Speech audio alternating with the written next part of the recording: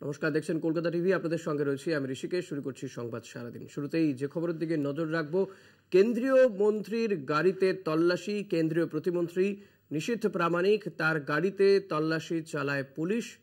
কেন্দ্রীয় মন্ত্রীর কনভয়ে তল্লাশি চলে, যে ছবি আমরা দেখাচ্ছি আপনাদেরকে। কোচবিহার কেন্দ্রের বিজেপি প্রার্থী নিশীথ প্রামাণিক, তার কনভয়ে তল্লাশি।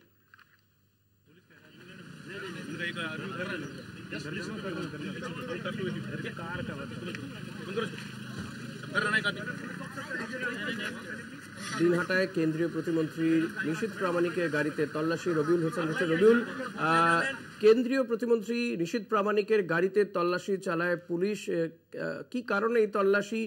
একেবারেই কি রুটিন মাফিক, অর্থাৎ নির্বাচনী যে আচরণবিধি রয়েছে সেই কারণে এই তল্লাশি? নির্বাচনের প্রচারে যখন আজকে কোচবিহার লোকসভা আসনের বিজেপি প্রার্থী তথা কেন্দ্রীয় স্বরাষ্ট্র প্রতিমন্ত্রী নিশীথ প্রামাণিক বের হচ্ছিলেন, ঠিক সেই সময় দিনহাটা এবং কোচবিহারের যে বর্ডার রয়েছে, অর্থাৎ ওয়েলকাম সংলগ্ন এলাকায়, দিনহাটা কোচবিহার রাজ্য সড়কে ওয়েলকাম সংলগ্ন এলাকায় তার কনভয় আটকায় নির্বাচন কমিশন। এবং সেই সময় কিন্তু সেখানে উপস্থিত ছিলেন, একদিকে যেমন কমিশনের আধিকারিকরা উপস্থিত ছিলেন, ম্যাজিস্ট্রেট উপস্থিত ছিলেন, অপরদিকে কিন্তু দিনহাটা থানার আইসি জয়দীপ মোদক এবং দিনহাটা এসডিপিও ধীমান মিত্র, তারা কিন্তু উভয় উপস্থিত ছিলেন। এবং তারা সেই কনভয়ের গাড়ি অর্থাৎ নিশীথ প্রামাণিকের গাড়ি কিন্তু চেক আপের কথা বলে, রুটিন চেক আপের কথা বলে। কিন্তু সেই সময় একেবারেই নিশীথ প্রামাণিকের যারা নিরাপত্তা রক্ষী রয়েছে তাদের সঙ্গে বচসা বাঁধে দিনহাটা মহকুমা যে পুলিশ আধিকারিক ধীমান মিত্র। তার একেবারেই কিন্তু তার যে নিরাপত্তা রক্ষীরা রয়েছে তারা কিন্তু স্পষ্টতই জানায় যে একজন কেন্দ্রীয় মন্ত্রীর গাড়ি, বিশেষ করে স্বরাষ্ট্র দপ্তরের মন্ত্রীর গাড়ি এভাবে চেক করা যায় না। এবং অপরদিকে যারা নির্বাচনী আধিকারিক যারা ছিলেন, কমিশনের আধিকারিক ছিলেন, তারাও কিন্তু নাচরবান্ধা, তারাও স্পষ্টতই ওখানে জানিয়েছে যে তারা গাড়ি চেক করবেই। এবং এমন তো অবস্থায় একেবারেই স্বরাষ্ট্র প্রতিমন্ত্রী তিনি নিজেও কিন্তু সেই বচসায় জড়িয়ে পড়েন। এবং ভিডিওতে দেখা যাচ্ছে স্বরাষ্ট্র প্রতিমন্ত্রী নিজে কিন্তু তার যে যারা ছিল সেই কনভয়ে বাকি যারা ছিল তাদেরকে কিন্তু ভিডিও করতে বলেন, যে গাড়ি যখন চেক আপ করবে ভিডিও যেন করে রাখা হয়। এবং পরবর্তীতে কিন্তু একেবারেই যারা রাজ্য পুলিশের যারা আধিকারিক ছিলেন এবং পুলিশ কর্মী যারা ছিলেন তাদেরকে সেখানে যেতে বাধা দেওয়া হয়। এবং দিনহাটার এসডিপিও ধীমান মিত্র স্পষ্টতই সেই ভিডিওতে দেখা যাচ্ছে জানাচ্ছেন যে পুলিশ কর্মী কেউ যাবে না, একেবারেই যারা নির্বাচন কমিশনের আধিকারিক রয়েছে তারাই গিয়ে সেই গাড়ি তল্লাশি করবে। এবং পরে সেই ভিডিওতে আরো দেখা যাচ্ছে একেবারে নির্বাচন কমিশনের আধিকারিক যারা রয়েছে তারা কিন্তু সেই গাড়ি তল্লাশি করে এবং তল্লাশির পর সেখান থেকে মন্ত্রী কনভয় নিয়ে প্রচারের উদ্দেশ্যে বেরিয়ে যান। একেবারে এই তল্লাশিতে তেমন কিছু কি উদ্ধার হয়েছে? একদমই তল্লাশিতে পুলিশ সূত্রে আমরা যেটা জানতে পারছি, তল্লাশিতে তেমন কোনো কিছু উদ্ধার হয়নি। একেবারেই যেটা রুটিন তল্লাশি, সেই রুটিন তল্লাশি করা হয়েছে। তল্লাশি করে পুলিশ তেমন কোনো কিছু বিষয়। অনেক ধন্যবাদ তোমাকে। নিশীথ প্রামাণিক এই মুহূর্তে রয়েছেন আমাদের সঙ্গে টেলিফোনে।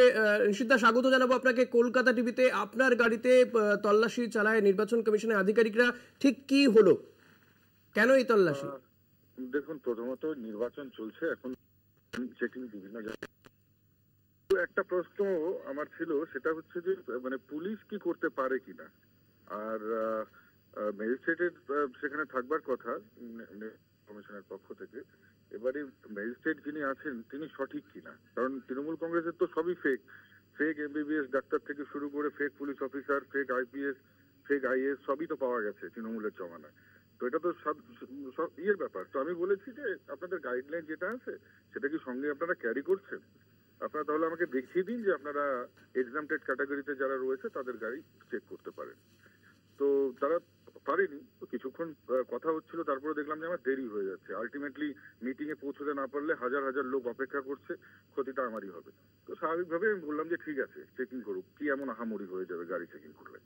তো স্বাভাবিকভাবেই তাদেরকে বললাম, তারা চেক করেছেন এবং কিছুই পাননি, যেরকম বিষয় আলটিমেটলি আমাকেই হ্যারেস করা হলো। ঠিক আছে, এটা অ্যাকচুয়ালি কিছুই না।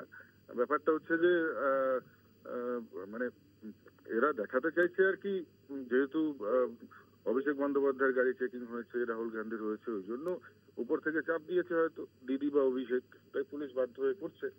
ঠিক আছে, কোনো অসুবিধা নেই, আমাদের পেতে অসুবিধা নেই, কিন্তু সময়টা আজকে লাস্ট প্রচারের দিন, তো শেষ প্রচারের দিন, ওখানে ধরুন এই 10-15 মিনিট সময় নষ্ট হয়ে গেল। এটা খুব ইম্পর্টেন্ট সময়টা আমাদের কাছে আজকের দিনটা।